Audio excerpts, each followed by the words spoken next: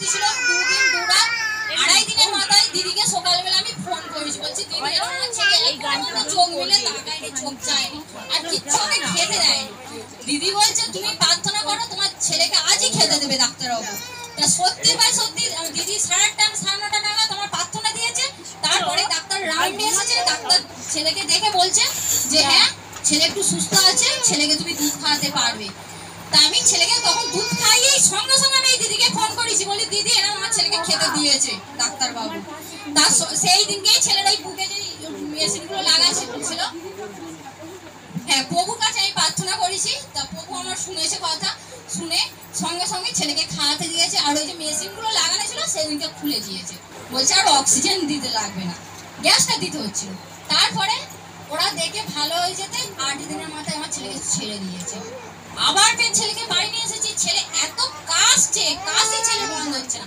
ফের আমি প্রাইভেটে, বাড়ির লোক বলছে অন্য একটা ডাক্তার দেখাতে, ফের আমি ডায়মন্ডে পার্থ সারথী নাম শুনেছি, আমি জানি না, তার কাছে আমি নিয়ে গেছি। সেখানে এদের সঙ্গে সঙ্গে ডাক্তার বললো ইঞ্জেকশন দিতে হবে। 2 দিন ইঞ্জেকশন দিতে নিয়েছি। এই দাদাদের ফোন করেছি, প্রভুর কাছে প্রার্থনা করেছে, হওয়ার পরেও তাতেও কিচ্ছু ছেলে ভালো নয়। ফের আমি 3বার এই মানে বাচ্চার জন্যই হচ্ছে যে আমি প্রভুর কাছে সভা দেবো বলেছিলাম আমাদের বাড়িতে, যে বাবু বাড়ি ফিরবে হসপিটাল থেকে, আমি একটা মন্ডলী দেবো আমার বাড়িতে। এই দিদিরা দাদারা গেছে, মানে ছেলেকে নিয়ে পাগল হয়েছে, যে ছেলের এতটাই শরীর খারাপ।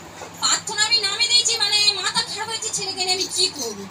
লাস্টে জাপ করে প্রার্থনাটা সেদিকে বাড়িতে হয়েছে। তারপরের দিন সকালবেলা ফের ছেলেকে নিয়ে ডাক্তারে চলে গেছে। ডাক্তার দেখে ফের লিখে দিয়েছে ভর্তি করতে হবে নার্সিংহোমে, ওই ডায়মন্ড হারবার নার্সিংহোমে। ফের ছেলে 8 দিন ভর্তি ছিল।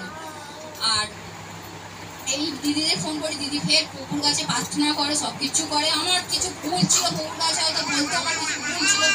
আশেপাশের লোকেরা খালি বলছে তোর ভুল হচ্ছে, তুই জগতের মানুষ, হচ্ছে যে ছেলে হয়েছে বড় কাছে পুজো দিতে যাসনি, এই করেছে, আমার অনেক রকম অনেক কথা বলছে, যে পুজো দে বাবার কাছে, তুই তোর ছেলে ভালো হয়ে যাবে। তা আমি আমার ছেলেকে নিয়ে বেরিয়ে গেছি। আমার মাকে আমার পাশের বাড়ির লোকেরা বলছে পুজো দিয়েছে, আমাকে নিয়ে করেছে। এখন তা প্রভুর দয়া, হ্যাঁ আমি এই দিদির কাছ থেকে, প্রভুর কাছ থেকে অনেক পেয়ে আমার ছেলে এখন সুস্থ আছে। তার জন্য পিতাপুত্র ওই তাঁতিগানে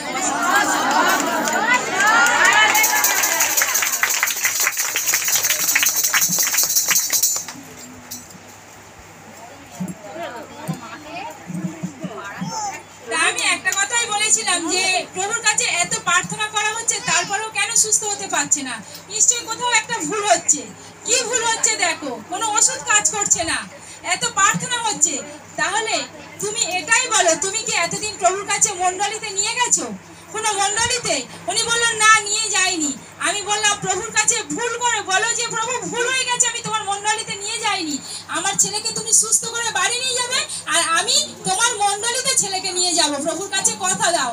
তো এইভাবে উনি যখন প্রভুর কাছে কথা দিল, আর প্রভুর দয়াতে সম্পূর্ণ সুস্থ হলো। আর প্রভুর দয়াতে তখন থেকে এখন পর্যন্ত অনেক অনেক ভালো আছে, আর কোনো সমস্যা নেই।